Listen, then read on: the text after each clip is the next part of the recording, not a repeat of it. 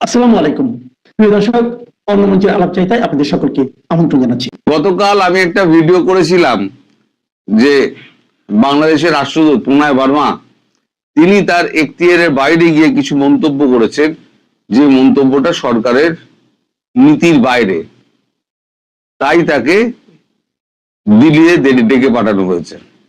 গতকালের ভিডিও করেছিলাম, তো সেই ভিডিওতে আমি বলেছিলাম তিনি মানে ভারতবর্ষের যা নীতি এই মুহূর্তে ঘোষিত নীতি, এখনই কোনো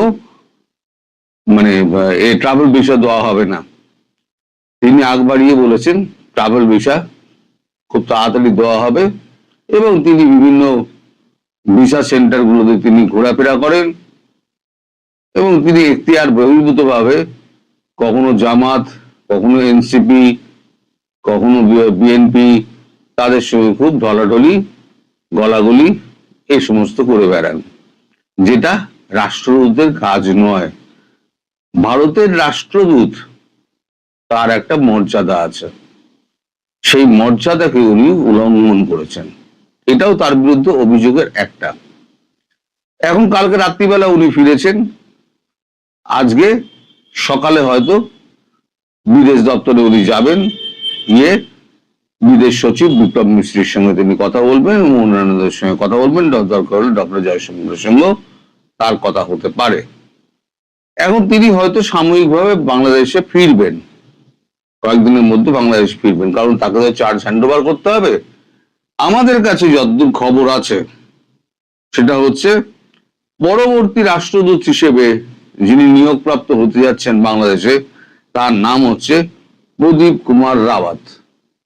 ইনি এখন বেজিং এ আছেন, মানে চাইনিজ রাষ্ট্রদূত হিসেবে ইনি এখন বেজিং এ অবস্থান করছেন। তাকে ওখান থেকে ফিরিয়ে আনা হচ্ছে, ফিরিয়ে এনে তাকেই বাংলাদেশের পরবর্তী রাষ্ট্রদূত করা হবে, এটা একটা মোটামুটি শোনা যাচ্ছে। তার মধ্যে হয়তো 2 তারিখ বা 4 তারিখ এরকম একটা কোনো একটা সময় হয়তো এটা হবে। এখন প্রণয় বর্মা কি কি করেছেন? প্রণয় বর্মা অনেক এর আগেও বেশ কয়েকটা অবান্তর মন্তব্য করেছেন, যেটা ভারতের স্বার্থ বিঘ্নিত হয়। তিনি বলেছেন যে ভারতবর্ষ বাংলাদেশকে বাঁচিয়ে রাখার দায়িত্ব হচ্ছে বাংলাদেশের, বাংলাদেশের অর্থনৈতিক এতে কি বলে সঠিক লাইনে চালানোর জন্য, রেলগাড়ি চালানোর জন্য ভারতের যা দরকার ভারত তাই করবে, এবং ভারত থেকে নতুন ইঞ্জিন বাংলাদেশকে দেওয়া হবে। এই সমস্ত অনেক মন্তব্য উনি সরকারি অনুমতি ছাড়া উনি বলেছেন, সব কিন্তু নোট করা ছিল, কিন্তু ওগুলো কোনো ধর্তব্যের মধ্যে ধরেননি। তাকে ভারতবর্ষের যে হাই কমিশনার, তার একটা লেভেল আছে, সেই লেভেলের নিচে ভারতবর্ষের হাই কমিশনার নামেন না, কারণ ভারতবর্ষ যে লেভেলে খেলাগুলো করে সেই লেভেলে ভারতবর্ষের যে রাষ্ট্রদূতেরা আছে সেই রাষ্ট্রদূতেরা কখনো ওই লেভেলের নিচে নামে না। তিনি প্রণয় বর্মাকে এখানে ডাকছে, উনি চলে যাচ্ছেন, ওখানে ইফতার পার্টি ওখানে চলে যাচ্ছেন, যে পারছে তার ঘরে ঢুকে যাচ্ছে, যখন তখন তার সঙ্গে মিটিং করছে, যে আসছে তার সঙ্গে কথা বলছেন। এটা তো হতে পারে না। উনি আগ বাড়িয়ে যেগুলো করছেন ভারতের নীতির বিরুদ্ধে করছেন। এখন উনি সৎ জবাব যদি দিতে পারেন, মানে অনেস্ট জবাব যদি দিতে পারেন, তাহলে তিনি বাঁচলেন। আদারওয়াইজ ওই হ্যান্ড ওভার করে দিল্লি আসার পর তার স্থান হবে কোথায় জানেন? শান্তিং পোস্টিং। শান্তিং পোস্টিং কাকে বলে জানেন? সেটা হচ্ছে কোনো একটা ডিপার্টমেন্টের ডিরেক্টর বা অন্য কিছু একটা বানিয়ে তাকে 5-7 বছরের জন্য ঢুকিয়ে দাও, রাষ্ট্রদূত আর হওয়া হলো না, ওই নামে ঢেঁড়া পড়ে গেল আর কি। প্রণয় বর্মার নামে ঢেঁড়া পড়ে গেল। আর যদি উনি সদুত্তর দিতে পারেন, তাহলে হয়তো কোনো একটা ছোটখাটো রাষ্ট্রে একটা রাষ্ট্রদূত করে হয়তো ছেড়ে দেওয়া হতে পারে। এখন কোনটা হবে আমি বলতে পারবো না। তবে আজকে তারেক রহমানের সঙ্গে আমাদের এনএসএ অজিত দোভাল তার একটা কথাবার্তা হয়েছে। এই খবরটা আপনাদের দিই। কথাবার্তা কি হয়েছে সেটা হচ্ছে যে পরস্পর বিরোধী বক্তব্য কেন হচ্ছে, কারণ যে 10টি পয়েন্টের ওপরে কথাবার্তা হয়েছে তার প্রথম 2টি পয়েন্ট ছিল শেখ হাসিনার ওপর থেকে সমস্ত মামলা প্রত্যাহার করা, এবং 2 নম্বর পয়েন্ট ছিল তাকে রাজনৈতিক পরিসর দিতে হবে এবং সুষ্ঠু পরিবেশ দিতে হবে যেখানে তিনি রাজনীতি করতে পারেন। এবং গতকালকে মির্জা ফখরুল একটা কথা বলেছেন যে মানে বিএনপির যিনি নেতা মির্জা ফখরুল, তিনি একটা কথা বলেছেন যে আওয়ামী লীগকে কোনোভাবেই আওয়ামী লীগের বিরুদ্ধে নিষেধাজ্ঞা তোলা হবে না। অথচ আপনার গতকালকে 124 জন মানে আওয়ামী লীগ কর্মী নেতা তারা মামলা থেকে মুক্ত হয়েছেন।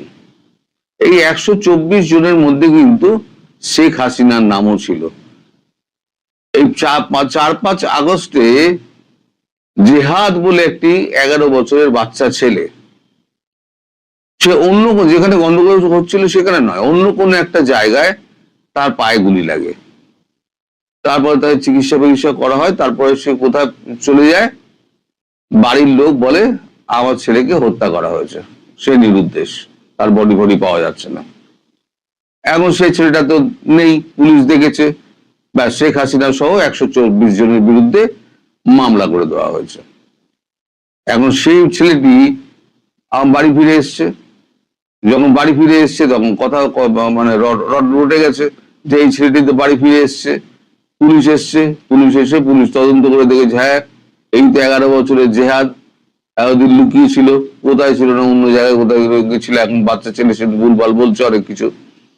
যাই হোক, তার যেটা বোঝা যাচ্ছে তার বাবা মা ছেলেকে লুকিয়ে ছেলে মারা গেছে বলে কিছু টাকা পয়সা আদায় করার সরকারের কাছ থেকে ধান্দা করছিলেন, তার জন্যই ছেলেটিকে মৃত বলে নিজের ছেলেকে মৃত দেখিয়ে দিচ্ছে, পয়সার জন্য মৃত দেয়, নিজের বাচ্চাকে 11 বছরের বাচ্চাকে মৃত দেখিয়ে দিচ্ছে। এই হচ্ছে সংস্কার, বাবা সংস্কার ভাই, বাবা। তো যাই হোক, এরকম সংস্কার আমাদের হিন্দুদের মধ্যে নেই ভাই। তো যাই হোক, সেই ছেলেটি ফিরে আসার পর তারপর গত দিন সাতেক আগে 164 তাতে 164 ধারায় তাতে একটা জবানবন্দি দেয় সে যে না আমি অন্য জায়গায় গেছিলাম, সেখানে গোলাগুলি চলছিল, আমার পায়ে গুলি লেগেছিল, তার বাড়ি ফিরে এসেছিল, চিকিৎসা হয়েছে, তারপর বাবা মা দূরে পাঠিয়ে দিয়েছে, বলেছে বাড়ি আসবি না, টাকা পয়সা পাই তারপর বাড়ি আসবে। তো আমি আর থাকতে পারছিলাম না, খেয়ে থাকতে পারছিলাম না, তাই আমি বাড়ি চলে এসেছি। এবার এটা যখন আদালতে পেশ হয় তখন আদালত বেশ ক্ষুব্ধ হয়। আদালত ক্ষুব্ধ হয়ে তখন আদালত বলেন, জাজ বলেন যে এই ধরনের মামলা যত আছে এই মামলাগুলো সরকারকে মুখ পোড়াচ্ছে, এই সমস্ত মামলা কোনোটাই টেকে না এবং সব মামলা ভিত্তিহীন। এই সমস্ত যত মামলা আছে ভিত্তিহীন মামলা, যার সাক্ষ্য প্রমাণ নেই, যার আসামি নেই, যার যে মারা গেছে সে নেই, যে হত্যা মামলা করা হয়েছে তার দেহ পাওয়া যাচ্ছে না, দেহ যতক্ষণ না পাওয়া যাচ্ছে সে মারা গেছে না সে হারিয়ে গেছে নাকি কি হয়েছে কি করে বোঝা যাবে? সেটাই তো হয়, যতক্ষণ না মৃতদেহ উদ্ধার হচ্ছে ততক্ষণ পর্যন্ত নিশ্চিত হওয়া যাবে না কিন্তু আইনের চোখে যে সে মারা গিয়েছে, তার মৃতদেহ পেতে হবে, সেটাই হচ্ছে আইন। এটা আমাদের দেশে, আপনাদের দেশে কি আমি জানি না। মামলা জুড়ে দিল তো মামলা জুড়ে দিল, আমাদের এখানে হয় না, মামলা জুড়ে দিলেই হবে না, মৃতদেহ আগে বার করতে হবে। হ্যাঁ, তখন হয়তো কাস্টডি নিল, কিন্তু মৃতদেহ যদি খুঁজে না পায় এবং হত্যার অস্ত্র যদি খুঁজে না পাওয়া যায় তাহলে কিন্তু সে মামলা দাঁড় করানো খুব মুশকিল আমাদের দেশে।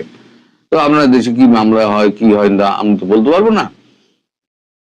তো এখন এইটা নিয়ে যে এখন মানে দু রকমের বক্তব্য হচ্ছে।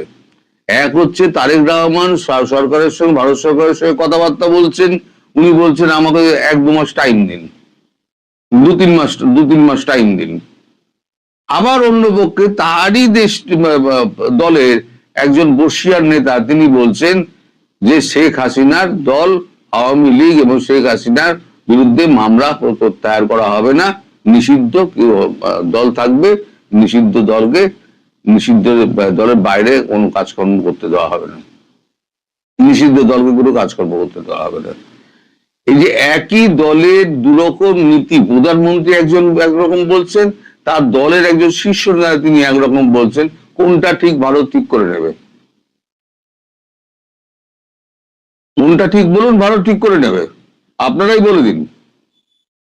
এটা অজিত দোভালের সঙ্গে একটা ফোন আলাপ হয়েছে এবং অজিত দোভাল আচ্ছা করে ডোজ দিয়েছেন। তাতে এবার দেখা যাক যে এবার কি হয়। মির্জা ফখরুল ঢোক গেলেন কি ওগ্রান, মানে বমি করেন না গিলে ফেলবেন, কোনটা? মির্জা ফখরুল তিনি কিন্তু নির্বাচনের আগে তিনি শেখ হাসিনা সম্পর্কে গুণগান গেয়ে বেরিয়েছিলেন যে শেখ হাসিনা দেশের উন্নতি করে গেছিলেন, অমুক করে গেছিলেন, আমরা এলে পরে শেখ হাসিনাকে আমরা আবার দেশে ফিরিয়ে আনবো, আমরা আওয়ামী লীগকে আবার নির্বাচনে অংশগ্রহণ করতে দেবো, আওয়ামী লীগ আপনারা ভোট দিন আমাকে। তাহলে আওয়ামী লীগ তো ভোট তো দিল, আওয়ামী লীগের পশ্চাৎ দেশে আচ্ছা করে বাঁশটি ঠেলে দিলেন। তো এই হচ্ছে গিয়ে বাংলাদেশের নেতা।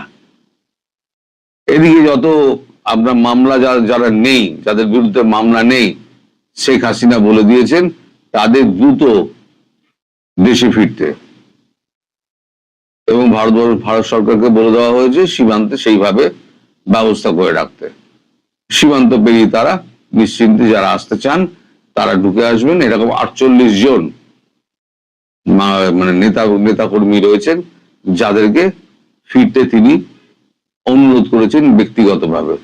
তারা এখন ফিরে রাজনীতিতে অংশগ্রহণ করবেন, কারণ তারেক রহমান বলেছেন রাজনীতিতে সবাই অংশগ্রহণ করতে পারে, এই ব্যাপারে আমার কোনো দ্বিমত নেই, তারা রাজনীতি করুক। কিন্তু তার এই যে এক নেতা উল্টো বলে তারেক রহমানকে বকলভাবে বিপদে ফেলে দিল। প্রধানমন্ত্রীর বিপক্ষে গিয়ে এক ধরনের মতামত প্রকাশ করা, এটা কিন্তু মানে সমন্বয়ের অভাব, এটা পরিষ্কার বোঝা যাচ্ছে। এই সমন্বয় নেই, বিএনপিতে সমন্বয়টা নেই। সমন্বয় নামটা উঠে গেছে, যে যার মতো খেলছে। তারেক রহমানকে অতটা পাত্তাও দিচ্ছে না বিএনপির সাধারণ নেতা কর্মীরা। তো যাই হোক, প্রণয় বার্মা যে ফিরে এসছে দিল্লিতে, সেটা আবার কনফার্ম করলাম আপনাদের। পরবর্তী রাষ্ট্রদূত কে হচ্ছেন সেটাও আপনাদের একটা আন্দাজ দিলাম। এখন দেখা যাক, ভবিষ্যৎ বলে দেবে কি হবে না হবে। সবাই ভালো থাকবেন, সুস্থ থাকবেন। সবাইকে ঈদের শুভেচ্ছা এবং অনেক অনেক ভালোবাসা। এই মুহূর্তে বিএনপিতে জনাব তারেক রহমান সাহেবের সবচেয়ে আস্থাভাজন ব্যক্তিকে যদি এই ধরনের কোনো প্রশ্ন করা হয়, টেকনাফ থেকে তেতুলিয়া পর্যন্ত যারা রাজনীতির সচেতন ব্যক্তি তারা বলবেন যে 1 নম্বর ব্যক্তি হলেন জনাব সালাউদ্দিন সাহেব। সালাউদ্দিন সাহেবের যোগ্যতা, অভিজ্ঞতা, দক্ষতা, পারঙ্গমতা কোনো ব্যাপারে কেউ সন্দেহ করতে পারবে না। তিনি সুদর্শন, শিক্ষিত, মার্জিত এবং পলিটিক্যালি ভাইব্রান্ট, কোনো সন্দেহ নেই। ভালো ছাত্র, ভালো বংশ, দেখতে সুন্দর, মানে এইরকম যাকে বলা হয় সব্যসাচী প্রকৃতির রাজনীতিবিদ আমাদের এই সমাজে খুব অল্প আছেন, বিভিন্ন দলে খুব অল্প আছেন সত্যিকার অর্থে। তো সেক্ষেত্রে তাকে জনাব তারেক রহমান সাহেব ভালোবাসবেন, এটাই স্বাভাবিক। কিন্তু রাজনীতিতে যেটি হয়, অতিরিক্ত ভালোবাসা, অতিরিক্ত প্রাপ্তি, এটি একটি মানুষের জীবন দুর্বিষহ করে তোলে এবং কখনো কখনো কাউকে মৃত্যুর মুখোমুখি নিয়ে যায়, কখনো কখনো কাউকে পতনের অতলান্তে নিয়ে যায়। একটা সময় সম্রাট হুমায়ুন তার প্রিয় বন্ধু বৈরাম খানকে অসাধারণ ভালোবাসতেন। সম্রাট আকবর তাকে বাবা ডাকতেন এবং সেই বাবার অধিকার নিয়ে অনেক কিছু তিনি করতেন, বৈরাম খান করতেন, যেটি রাষ্ট্রীয় প্রোটোকলে পড়ে না। তিনি মনে করতেন যে বন্ধুর ছেলে আমাকে বাবা ডাকে, নিজের হাতে তাকে 13 বছর বয়স থেকে আমি লালন পালন করছি, শিক্ষা দীক্ষা দিচ্ছি, সিংহাসনে প্রহরা দিচ্ছি, এই ছোট বিষয়টি তার সঙ্গে আলাপ না করলেও হবে। কিন্তু এটা নিয়ে দূরত্ব এমন পর্যায়ে চলে গেল যে বৈরাম খান রীতিমতো বিদ্রোহ করতে বাধ্য হলেন, পরাজিত হলেন, বন্দী হলেন। প্রকাশ্য রাজদরবারে তাকে শিরচ্ছেদ করা হলো না, তাকে হজে পাঠিয়ে দেওয়ার নাম করে পথের মধ্যে তার জীবনহানি ঘটানো হলো। ভালোবাসার আরো দুটো উদাহরণ দেই, মারাত্মক উদাহরণ। এটা সালাউদ্দিন সাহেবের জন্য। তিনি বিদ্বান ব্যক্তি, হয়তো জানেন, তাহলে আমার এই কথার পরে তিনি সেগুলো স্মরণ করবেন। আর যদি না জানেন তাহলে জেনে নেবেন এই বক্তব্যের মাধ্যমে। অসাধারণ বন্ধুত্বপূর্ণ সম্পর্ক ছিল খলিফা হারুন রশিদ এবং তার যে প্রধানমন্ত্রী জাফর সাদেক ওরফে জাফর বার্মেকি। জাফর বার্মেকির বাবা ইয়াহিয়া বার্মেকি ছিলেন খলিফা আল মনসুরের বন্ধু। খলিফা আল মনসুর ছিলেন খলিফা হারুন রশিদের দাদা। তো এই জাফর বার্মেকি আর হারুন রশিদ এই দুজন একসাথে বলতে গেলে একই মায়ের পেটের সন্তানের মতো মানুষ হয়েছেন। এর কারণ হলো যখনই জন্মগ্রহণ করলেন, বা হারুন রশিদের বাবার নাম ছিল হাদি, তিনি সঙ্গে সঙ্গে তার যে বাবার প্রধানমন্ত্রী এবং তার নিজের প্রধানমন্ত্রী ইয়াহিয়া বার্মেকি, সেই ইয়াহিয়া বার্মেকির তত্ত্বাবধানে তার ছেলে হারুন রশিদকে পাঠালেন। তো এই হারুন রশিদ ইয়াহিয়া বার্মেকি বাবা ডাকতেন, একেবারে সম্রাট আকবরের মতো, একই ঘটনা। পরবর্তীতে যখন তিনি রাষ্ট্র ক্ষমতায় আসলেন, ইয়াহিয়া বার্মেকিকে তিনি বন্দী করেছিলেন। আবার পরবর্তীতে জাফর বার্মেকিকে তিনি প্রধানমন্ত্রী বানিয়েছিলেন। রাজাবাসাদের সব অনেক সময় অদ্ভুত খেয়াল হয়, সাধারণ মানুষ কিন্তু যখন রাজদরবারে বসে তার অদ্ভুত খেয়াল চেপে বসে। তো জাফর বার্মেকি বা জাফর সাদেককে তিনি অসম্ভব ভালোবাসতেন। একসাথে তার সান্নিধ্য সঙ্গ ছাড়া তিনি আর কোনো কিছু পছন্দ করতেন না। তো তিনি তার আনুগত্য, তার ভালোবাসার প্রমাণ তিনি চাইতেন প্রতিটা মুহূর্তে। এবং সেই প্রমাণটা কতটা জঘন্য ছিল, হঠাৎ করে কি মনে হলেও তিনি তার যে বোন বা হারুন রশিদের বোন, তার সঙ্গে জাফর বার্মেকি বিয়ে দিলেন। বিয়ে দিয়ে বললেন যে, বোনকে কিছু বললেন না, জাফর বার্মেকিকে বললেন যে তুমি এর সঙ্গে সঙ্গম করতে পারবে না আমার অনুমতি ছাড়া, এবং তুমি যদি সঙ্গম করো তাহলে আমার প্রতি তোমার আনুগত্য ভেঙে যাবে, বিশ্বাস ভেঙে যাবে। তো জাফর বার্মেকি প্রাণত চেষ্টা করছেন অনেকদিন পর্যন্ত, কিন্তু স্বামী স্ত্রীর সম্পর্ক, একসাথে থাকে, এক ঘরে থাকে, এক বিষয়ে থাকে, এবং যেহেতু বাদশার স্ত্রী বাদশার বোন এটা জানে না, তো সেখানে নারী দ্বারা উত্তেজিত হওয়া এবং উত্তেজিত হলে একটা পুরুষের যে তার কামনা বাসনা কোন পর্যায়ে পৌঁছে এটা পুরুষ মাত্রই বুঝতে পারেন। ফলে তাদের মধ্যে যা হবার তাই হয়ে গেল। বাদশার কানে এল, বাদশা বিক্ষুব্ধ হলেন এবং জাফর সাদেকের শিরচ্ছেদ করে তাকে মেরে ফেললেন। প্রায় একই ঘটনা ঘটেছিল মহারাজা কংস এবং তার ভগ্নিপতি বাসুদেবের ক্ষেত্রে। কৃষ্ণের বাবা, এবং এই বাসুদেবও দেখা গেল তার স্ত্রীর সঙ্গে সঙ্গম করে ফেলেন জেলখানার মধ্যে, এবং সেই ঘরে জন্ম নেয় কৃষ্ণ। সে বিরাট কাহিনী। এই হলো রাজাবাসাদের অতিরিক্ত ভালোবাসা এবং বিশ্বাসের ফল। এদের ভালোবাসতে দেরি লাগে না। এখন এখানে তারেক রহমান সাহেবের জায়গাতে যদি আমি হতাম, আমার জায়গায় যদি আপনি হতেন, এই একই ঘটনা। রাজা হলেই মানুষের নানা রকম খামখেয়ালি চলে আসে, নানা রকম অদ্ভুত এবং উদ্ভট চিন্তা তাদের মধ্যে চলে আসে। তো সেই চিন্তার ক্ষেত্রে তারেক রহমান সাহেবের যে অতিরিক্ত সালাউদ্দিন সাহেবের প্রতি নির্ভরতা, এটি সালাউদ্দিন সাহেবকে যতটা না বিপদগ্রস্ত করবে তার চেয়ে বেশি বিপদগ্রস্ত করবে, এটা বিএনপিকে, অন্যান্য সবাইকে যতটা, তারেক রহমান সাহেবকে যতটা না এখানে বিতর্কিত এবং যাকে বলা হয় বিপদের মধ্যে ফেলবে, তার চেয়ে সালাউদ্দিন সাহেবকে বেশি বিতর্কিত করবে এবং বেশি বিপদের মধ্যে ফেলবে। বিপদের মধ্যে ফেলবে দুটো কারণে। একটা কারণ যে আগে বললাম, রাজাদের অনেক খামখেয়ালি হয়, অনেক অদ্ভুত আশা হয়, বিশ্বাসের অনেক পরীক্ষা দিতে হয়, এবং তার কোনোটাতে যদি তিনি যাকে বলা হয় পান থেকে চুন খসার মতো কাজ করে ফেলেন, মুহূর্তের মধ্যে তিনি ব্ল্যাক লিস্টেড হয়ে যাবেন এবং সবকিছু হারাবেন। আর দ্বিতীয় যে ভয়ঙ্কর বিষয়টি, এটি কোরআনে বলা আছে। আল্লাহ যেটা বলেছেন তার প্রিয় বান্দাকে, যে আমি যখন আমার কোনো বান্দাকে কোনো অতিরিক্ত নিয়ামত দেই, ভালোবাসি, এটা এতটা দৃশ্যমান হয়ে পড়ে যে পৃথিবীর সব মানুষ তাকে ঈর্ষা করে, হিংসা করে।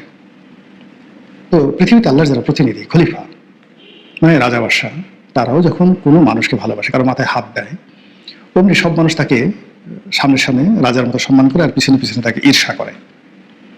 আর রাজা যদি আশীর্বাদটা তুলে নেন, তখন সব মানুষ তাকে এমনভাবে লাথি মারে, গুঁতো মারে, মনে হয় যেন একটা ফুটবল। তো সেই দিক থেকে জনাব দেখা বলা সালাউদ্দিন সাহেব তিনি ঈর্ষার শিকার হচ্ছেন, আর আগামীতে যদি তার উপর থেকে আশীর্বাদ চলে যায় তাহলে কি পরিমাণ লাঞ্ছনা এবং বঞ্চনার শিকার হবেন সেটা একমাত্র আল্লাহ রাব্বুল আলামিন ছাড়া আর কেউ জানে না। তো যেটা বলছিলাম যে সালাউদ্দিন সাহেব এখন স্বরাষ্ট্রমন্ত্রী, আমাদের এই মন্ত্রণালয়টা একটা সেক্সিয়েস্ট মিনিস্ট্রি। এখানে প্রচুর জৌলুস আছে। যিনি মন্ত্রী হন তার ভাবসাবেগ বেড়ে যায়। তো সালাউদ্দিন সাহেবের ভাবসাব এখন বাড়ছে কিনা আমি বলতে পারবো না, কিন্তু অতীতে যারা ছিলেন তাদের সবারই ভাবসাব বেড়ে গিয়েছিল। দ্বিতীয়ত হলো যে অতীতে যারা স্বরাষ্ট্রমন্ত্রী হয়েছেন, একজন সিঙ্গেল লোক, কেউ অপঘাতে মরেছেন, কেউ অপমানিত হয়ে মরেছেন, কেউ এখন পর্যন্ত অপমানিত হতে হতে হতে হতে ধুকে ধুকে মৃত্যুর দিকে এগিয়ে যাচ্ছেন। সেটা বর্তমানে যারা জীবিত আছেন স্বরাষ্ট্রমন্ত্রী বা যারা অতীতে স্বরাষ্ট্রমন্ত্রী হিসেবে দায়িত্ব পালন করে করেছেন তাদের সবাইকে দেখেন যে রোগ শোক বালা মুসিবত তাদের সবাইকে এই সেক্সিয়াস মিনিস্ট্রিকে, মানে মিনিস্ট্রির যে মিনিস্টার তাকে এমনকি তার পরিবারকে শেষ করে দিয়েছে। আপনি সেই যে বিএনপি জমানাতে ডাক্তার আব্দুল মতিন, মানে ডাক্তার আব্দুল মতিন তিনি স্বরাষ্ট্রমন্ত্রী ছিলেন, তার যে ছেলে রোড অ্যাক্সিডেন্ট করে যে একজন কবি বাপ্পি শাহরিয়া তাকে মেরে ফেলেছিল।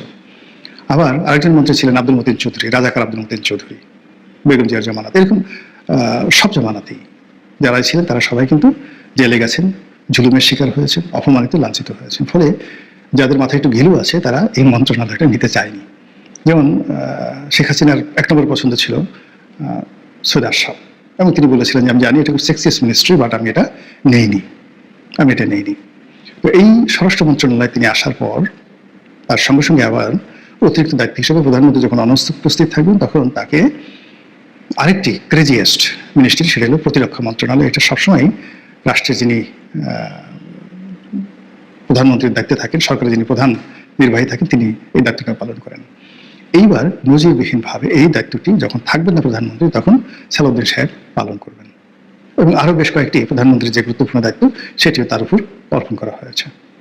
কাজেই এই গুরু দায়িত্বের পাশাপাশি আবার দল পরিচালনার ক্ষেত্রে বলা হয় তিনি কেবলমাত্র ডিফ্যাক্টো সাধারণ সম্পাদক নন, তিনি ডিফ্যাক্টো পাওয়ার হাউসও বটে। এখন মির্জা ফখরুল কিংবা ধরুন রুহুল কবির রিজভী, তাদের মধ্যে যে অতীতে বিরোধ ছিল, তারপর তরুণ তুর্কিদের মধ্যে যে বিরোধ ছিল, সব বিরোধ